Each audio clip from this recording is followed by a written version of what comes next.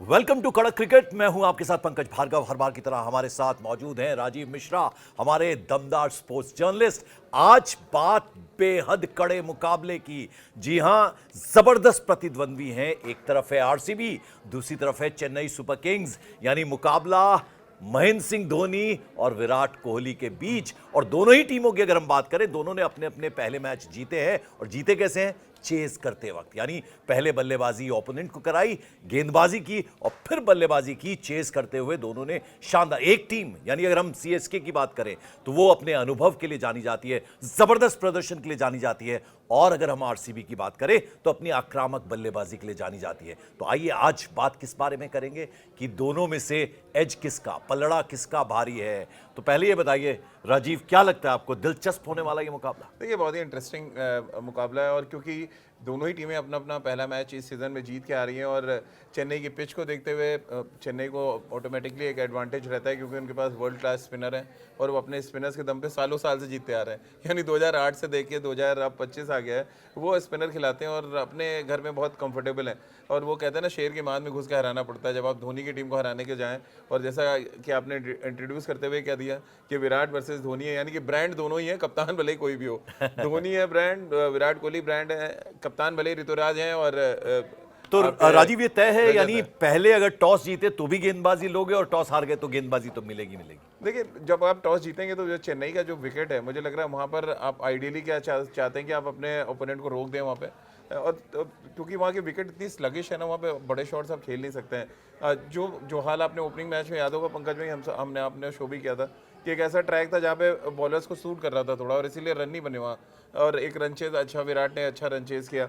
फिर अब चेन्नई की बात करें तो एमआई स्ट्रगल कर रहा था वहाँ पे, जहाँ पे नूर अहमद ने 4 विकेट लिए, मैन ऑफ द मैच हुए और बहुत हैवी प्राइस पे उनको खरीदा था चेन्नई ने, लगभग 10 करोड़ में उनको खरीदा गया था। और चूंकि मैंने वो स्टेडियम देखा, मरीना बीच है, तो वो जो सी शोर है तो वो उस हवा पे असर डालती है। वो हवा तो क्योंकि बहुत ही हैवी हवा, क्योंकि समंदर का किनारा है तो ह्यूमिड कंडीशंस में अगर हवा चल रही है तो उसमें बेसिकली तो सीमर को मदद मिलती है, लेकिन कभी कभी परिस्थिति को, पिच का जो कंडीशन है, पिच का जो कहते हैं ना चरित्र है, हाँ, वो भारी पड़ जाता है। और अगर हम हेड टू हेड मुकाबलों की बात करें तो अब तक 33 बार एक दूसरे के आमने सामने आरसीबी और चेन्नई सुपर किंग्स, अगर मैं ठीक हूं, और 21 में सीएसके जीती है, जबकि केवल 11 में आरसीबी जीती और एक मैच उसमें निर्णय नहीं आ पाया। बिल्कुल, ये दिखाता है कि डोमिनेंस, जो अगर चेन्नई 5 बार चैंपियन है तो डोमिनेंस किस तरह का रहा होगा उनका आईपीएल में, ये दर्शाता है कि आरसीबी एक बड़ी टीम है।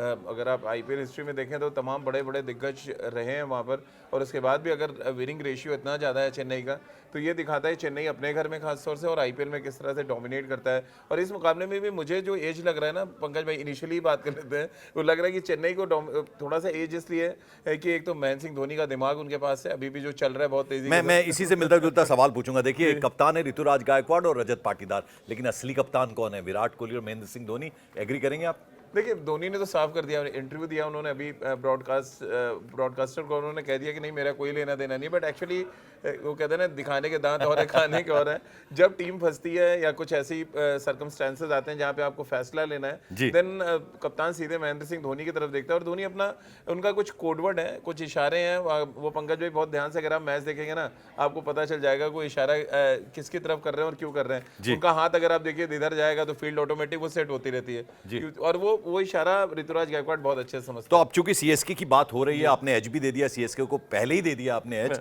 और वो शायद इसलिए भी दिया क्योंकि वो कहते हैं ना कि पीछे क्या क्या किया है टीम ने। तो 33 मुकाबलों में अगर 21 जीती है सीएसके, तो ऑब्वियसली कहीं ना कहीं आपकी जो एज है। और अभी हिंदुस्तान की सबसे आईपीएल की पॉपुलर टीम में भी टॉप चार्ट करती है चेन्नई सुपर किंग्स, है ना? ये भी ऐसा है। बिल्कुल। तो चलिए ये बताइए, अब जरा प्लेयर्स पे हम आए। ऋतुराज गायकवाड़, रचिन रविंद्र और रविचंद्रन अश्विन, ये 3 के आसपास घूमती है सीएसके की टीम। महेंद्र सिंह धोनी तो है ही नहीं। मुझे जो इस सीजन में लग रहा है कि जो उनका नूर अहमद का जो टीम में लेना था Pankaj, man of the match रहे थे, बहुत जबरदस्त गेंदबाजी उन्होंने की। 4 ओवर में सिर्फ 18 रन देना एक T20 फॉर्मेट में। हाँ। और टोटल अगर आप स्पिनर्स का डोमिनेशन देखें तो 11 ओवर चेन्नई के सुपर किंग के अश्विन, रविंद्र जडेजा और नूर अहमद ने मिलकर किया है। सिर्फ 72 रन दिए हैं और 5 विकेट लिए हैं। तो ये जो डोमिनेंस है, ये 12 ओवर जो स्पिनर डालेंगे चेन्नई में, जी। वो बहुत इंपॉर्टेंट रोल प्ले करेंगे। हालांकि अश्विन ने 1 ओवर कम डाला, 11 ओवर टोटल डाले थे चेन्नई के जो स्पिनर्स हैं, और उन्होंने पूरी तरह से मुंबई इंडियंस की बल्लेबाजी को खोल के रख दिया था। और वो बल्लेबाजी जो स्पिन बहुत अच्छा खेलती है, जहाँ पे रोहित शर्मा थे, सूर्य कुमार यादव थे, तिलक वर्मा थे, वो बैटिंग नहीं चली। अब यहाँ पे बड़ा जो चैलेंज है पंकज भाई, फिल सॉल्ट और विराट कोहली के लिए भी होगा, क्योंकि पहले मैच में दोनों ने अर्धशतक लगाया है। मैं यहाँ पर उसी पे आ रहा था। यानी अब आरसीबी की बात करें तो ये दोनों, यानी 2025 आईपीएल की जो शुरुआती मैच था उसमें नाबाद 59 बनाए थे विराट कोहली ने और 56 रन बनाए थे फिल सॉल्ट। और फिल सॉल्ट देखिए उन बैट्समैनों में से एक है जिनको कोई फर्क नहीं पड़ता, गेंद घूम रही है, पिच धीमा आ रहा है, पिच तेज है, वो अपने शॉट्स खेलेंगे जाके। वो इसीलिए जाने जाते हैं, उनकी जो आइडेंटिटी है वो इसी बात को लेकर कि वो बहुत ज़्यादा पिच और परिस्थिति देखते नहीं है, तो बैट चलाना है उनका काम है। तो वो एक डेंजरस प्लेयर है चेन्नई के लिए। आरसीबी तो चाहेगा वो कम से कम 6-7 ओवर खेल जाए ताकि उनको एक अच्छा स्टार्ट मिले, जो उसको कैपिटलाइज करने का काम फिर नीचे के जो बैट्समैन उनके पास रजत पाटीदार हैं, जो बहुत अच्छी बैटिंग कर रहे थे कोलकाता के खिलाफ, और उनकी बैटिंग में कम से कम उनकी कप्तानी का कोई प्रेशर नजर नहीं आया था। तो ये एक इंपॉर्टेंट फैक्टर होगा। और दोनों कप्तान रन बना के आ रहे हैं पहले मैच में, तो ये भी एक अच्छा गायकवाड और रजत पाटीदार दोनों, तो ये अच्छी बात है। हर्षल पटेल पे आते हैं। गेंदबाजी कोई खास करिश्मा नहीं कर पाए, 4 ओवर फेंके और 45 रन दे दिए, विकेट नहीं मिला। तो आपको लगता है कि इस बार टेस्टिंग टाइम है उनके लिए? देखिए टेस्टिंग टाइम तो है नेचुरली, क्योंकि जिस तरह के गेंदबाज हैं वो, और मुझे लग रहा है कि उनकी जो गेंदबाजी आमतौर पे T20 फॉर्मेट को बहुत सूट करती है। लेकिन इस बार मुझे लग रहा है वो असर उनकी गेंदबाजी में नज़र नहीं आया। लेकिन यहाँ जो सबसे इंपॉर्टेंट फैक्टर है पंकज भाई, जिससे थोड़ी चर्चा होनी चाहिए, वो है कि आरसीबी ने जो सालों साल से अपनी बैटिंग के लिए जाने जाते थे, इस बार उनकी बॉलिंग बहुत मजबूत नज़र आ रही है। जब से उन्होंने हेजलवुड को लिया है, उसके साथ साथ यश दयाल है उनके पास, और 2 स्पिनर जो ले आए, कुणाल पांड्या जो पिछले मैच में मैन ऑफ द मैच थे। और ये भी एक इंटरेस्टिंग फैक्टर है कि पहले मैच में चेन्नई के लिए spinner man of the match Noor Ahmad, और आरसीबी उधर मैच जीता तो उनके मैन ऑफ द मैच थे कुणाल पांड्या। तो ये जो स्पिनर्स की लड़ाई है उसमें भी ये बड़ा और दोनों अब चूंकि कुणाल पांड्या का हमने दोनों भाई मिलकर खूब खजाना भरते हैं आईपीएल में। हाँ, वो तो भरते ही हैं। हार्दिक थोड़ा ज्यादा भरते हैं कुणाल का।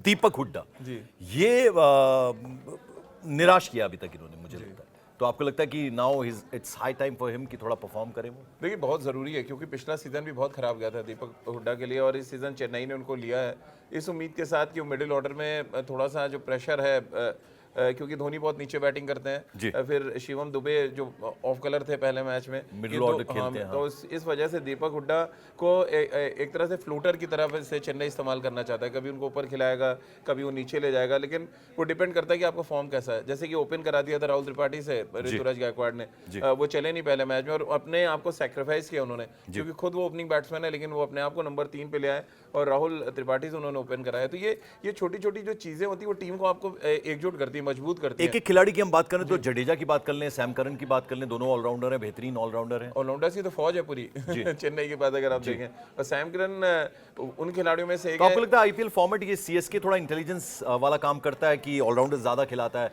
कि अगर बल्लेबाजी में नहीं चले तो गेंदबाजी में शायद कमाल कर जाए? देखिए पंकज भाई, ऑलराउंडर्स का तो इम्पैक्ट ही खत्म हो गया। जब से इम्पैक्ट प्लेयर आए हैं वो ऑलराउंडर्स आप रखते ही नहीं है, क्योंकि आप एक प्योर बॉलर खिलाते हैं, जैसे ही आपका बॉलिंग खत्म होता है आप अपना इम्पैक्ट जो प्लेयर का रूल है अप्लाई करते हैं, आप उस बॉलर को बाहर बिठाते हैं और एक प्योर बैट्समैन आप खिला लेते हैं। तो वो ऑलराउंडर वाला मामला है नहीं। लेकिन अब सैम करन क्योंकि प्योर, देखिए इसमें थोड़ा सा समझना पड़ेगा कि जब आप बॉलिंग ऑलराउंडर हैं तब आपकी इमेज थोड़ी दूसरी है, जब आप बैटिंग ऑलराउंडर हैं तब इमेज दूसरी है। यानी बॉलिंग आपका पहला काम बॉलिंग करना है, और बैटिंग ऑलराउंडर है तो आप पहले बैटिंग आपका काम है, देन आप 2-3 ओवर डाल लेते हैं। तो वो काम सैम करन क्योंकि मेन बॉलर है इसलिए उनको एज अ बॉलर ही मैं गिनता हूँ। और सैम करन का रोल वैसे बड़ा ही बड़े छक्के लगाते हैं। तेज गेंदबाजी की चूंकि हम बात करें, सीएसके की अभी बात कर रहे हैं हम, तो ऐसे में नेथन एलिस और खलील अहमद, ये दो आपको लग रहा है कि अभी अपने जैसा खेल है उनका वैसा प्रदर्शन कर पाए अभी तक? देखिए एक नाम तो बड़ा अच्छा आपने ले लिया खलील अहमद का, थोड़ा सा कंट्रोवर्सी में भी फंसे थे, बॉल टेम्पर ऊपर के चक्कर में वो आ गए थे, लेकिन उनको थोड़ा सा बचना चाहिए इन चीज़ों से, क्योंकि देखिए आप इंटरनेशनल क्रिकेट खेल चुके हैं, खलील अहमद हिंदुस्तान के लिए भी खेल चुके हैं, और रूल्स जो हैं वो पता होता है कि आप बॉल को टच नहीं कर सकते कुछ भी ऐसी चीज़ों के साथ, वो चाहे जेब में कुछ भी आपने रखा हो। तो ये चीज़ें आपको बच के चाहिए, अब बैन हो जाएंगे, टीम को नुकसान होगा, कोई फायदा नहीं है। तो ये बात मुझे लग रहा है महेंद्र सिंह धोनी ने भी समझाई होगी, टीम मैनेजमेंट के लोगों ने, कि भैया ये सब क्या कर रहे हो। और उस मजे की बात देखिए कप्तान भी इन्वॉल्व थे उसमें, ऋतुराज गायकवाड़ भी गए थे कुछ सामान उनसे लेके रखने। तो ये छोटी छोटी चीजें, बट गेंदबाजी उन्होंने बहुत ही कमाल की थी मुंबई। देखिए, कड़क क्रिकेट की खास बात यह है कि राजीव मिश्रा एक एक प्लेयर पर हम लोग बात करते हैं, किनका प्रदर्शन कैसा रहा है, किन से उम्मीदें हैं। तो अब चूंकि आरसीबी की टीम की बात हो रही है, हमने रजत पाटीदार की बात कर ली, फिलिप सॉल्ट की बात कर ली, विराट कोहली की बात कर ली, अब जरा देवदत्त पडिक्कल और जितेश शर्मा, इन दोनों की अगर हम बात करें। जितेश शर्मा बहुत इंपॉर्टेंट प्लेयर है आरसीबी के लिए। बैटिंग आई नहीं उनके पहले मैच में, बट अगर आप उनके स्ट्रोक, जिस तरह के वो स्ट्रोक प्लेयर है, उस वजह से वो भारतीय टीम में भी आ गए थे पिछला सीजन, क्योंकि बहुत ही दमदार बैटिंग उन्होंने पंजाब के लिए की थी। और वो परफॉर्मेंस देख के ही आरसीबी ने एज अ विकेट कीपर उनको लिया है टीम में। और ये जब आरसीबी एक विकेट कीपर चुनता है, इससे पहले दिनेश कार्तिक को वो एज अ फिनिशर लिया था उन्होंने, अब वो टीम के साथ एज अ मेंटोर जुड़े हुए। लेकिन जितेश शर्मा बहुत बड़ा, पंकज भाई बहुत इंपॉर्टेंट क्वेश्चन है आपका ये, क्योंकि उनका जो रोल है इस पूरे टूर्नामेंट में, विराट भले ही रन बना लें या ऊपर से आके फिल शॉट बना दें, बट मैच को खत्म करने का काम आपके जितेश शर्मा को करना है। और ये चेन्नई की जो पिच है बहुत टेस्टिंग होने वाली इनसे। लिविंगस्टोन और उसके अलावा दूसरे जो बात मैं करूंगा वो हैं टिम डेविड। जी, देखिए लिविंगस्टोन तो खेले थे पिछला मैच, और वो बड़े अनऑर्थोडॉक्स प्लेयर है पंकज भाई। उनको वैसे ही है कि पॉलिटिकल एंकर को आप स्पोर्ट्स भी करा लें, जैसे कि आप लिविंगस्टोन है हमारे लिए, तो आप सब कुछ कर लेते हैं। जब लेफ्ट हैंडर आता है तो ऑफ स्पिन फेंक लेते हैं आप, जब राइट हैंडर आता है तो लेग स्पिन फेंक लीजिए, और फिर बैटिंग तो आप कर ही लेते हैं जो आप कर रहे हैं अभी हमारे साथ। तो लिविंगस्टोन वाला रोल आपका एकदम। तो अगर दर्शकों को कुछ भी समझना है कि लिविंगस्टोन करते हैं, कि आप पंकज भाई का एंकरिंग देख लें, आप टीवी पे भी, आप कड़क पे भी, आपको समझ आ जाएगा। मेरी बहुत तारीफ हो गई, अब जरा सुयश शर्मा की बात कर लें। स्पिन, क्योंकि स्पिनर का काम है यहाँ पर बहुत ज्यादा, बहुत बड़ा रोल। देखिए स्पिन का रोल इसलिए बड़ा है क्योंकि चेन्नई की, जैसे विकेट के बारे में मैं कहा, अगर आप सही जगह पे पंकज भाई 6 बॉलें गिराते हैं ना, और अगर आप रिस्ट स्पिनर है तो फिर आपको डबल एडवांटेज हो जाता है। और सुयश शर्मा जिस स्पीड से लेग स्पिन करते हैं, बहुत तेज डालते हैं, दिल्ली से है, मैं उनको देखा भी है गेंदबाजी करते, और बहुत ही डिफरेंट स्टाइल के लेग स्पिनर है। तो ये जो चेन्नई की विकेट मुझे लग रहा है बहुत सूट करेगी। तो आपने सही नाम लिया, आरसीबी के लिए सुयश शर्मा, कुणाल पांड्या का रोल, और उधर से नूर अहमद और प्लस अश्विन और जडेजा। तो ये लड़ाई थोड़ी बड़ी इंटरेस्टिंग होने वाली है स्पिनर्स के बीच। जी। तो अब आखिर में मैं आपसे जानना चाहूंगा, क्योंकि जब जीत रही होती है टीम तो वो विनिंग कॉम्बिनेशन को लेके चलते हैं, तो आपको लगता है कुछ चेंजेस करेंगी दोनों टीम? नहीं, मुझे नहीं लग रहा कोई चेंजेस होगा, क्योंकि दोनों ही टीमों ने बहुत अच्छी क्रिकेट खेली है, और एक ऐसे ट्रैक पे दोनों जीत के आ रहे हैं जो बहुत चैलेंजिंग थे। तो जब चैलेंजिंग ट्रैक पे आप जीत के आते हैं तो कोई, मुझे नहीं लग रहा कोई ज़रूरत। जहाँ एक, अगर आरसीबी को एक चेंज करना है, मे भी एक मीडियम पेसर को बिठा के एक इम्पैक्ट प्लेयर के तौर पे एक स्पिनर ले आ सकते हैं, ताकि वो मुकाबला ना बराबरी पे आ जाए कि 3 स्पिनर अगर चेन्नई खिला रहा है तो आरसीबी भी 3 स्पिनर खिलाए। चलिए, अब आखिर में हम क्या करते हैं, जो बहुत सारे दर्शक हमारे जो आपको सुनकर वो दाव लगाते हैं, तो जरा बताइए एज किसका, सीएसके या आरसीबी? देखिए मुझे तो सीएसके लग रहा है, क्योंकि उनके पास स्पिन जो क्वालिटी है वो थोड़ी सी बेटर है आरसीबी से। बाकी तो विराट एक बड़ा फैक्टर है, जब आप रन चेज करते हैं तो विराट का विकेट होता है। अपने दर्शकों को ये भी बता दें कि अगर आप जो फैंटेसी आजकल चलती है, जो एक अलग तरीके का एक टूर्नामेंट मैदान के बाहर चलता है, वहाँ पर भी हम कोशिश करेंगे कि आपको कुछ चुनिंदा नाम बताएं, ताकि आप वहाँ पे जाएं, ढेरों इनाम हम लोग की वजह से जीतें। तो कुछ ऐसे प्लेयर्स हैं मुझे लग रहा है जिन पे प्लेयर्स टू वॉच जो हम लोग कहते हैं, और ये हम लोग उन परिस्थिति देख के, पिच देख के और ओपोनेंट टीमें देख के आपको बताया करेंगे कि कौन। और यहाँ जैसे राजीव ने कहा, ख्याल रखिएगा स्पिनर्स के लिए वो मैदान बहुत एकदम दुरुस्त है उनके लिए मैदान, यानी स्पिनर्स जो हैं वो काम करने वाले हैं। और अब देखना होगा 7:30 बजे बेहद अहम मुकाबला चेन्नई सुपर किंग्स और रॉयल चैलेंजर्स बेंगलुरु के बीच में होने जा रहा है 7:30 बजे। तो आप देखिएगा, एज जो है वो सीएसके के पास है, ऐसा राजीव का। वाइस कैप्टन और कैप्टन बनाए तो स्पिनर को जरूर रखें। Thank you so much.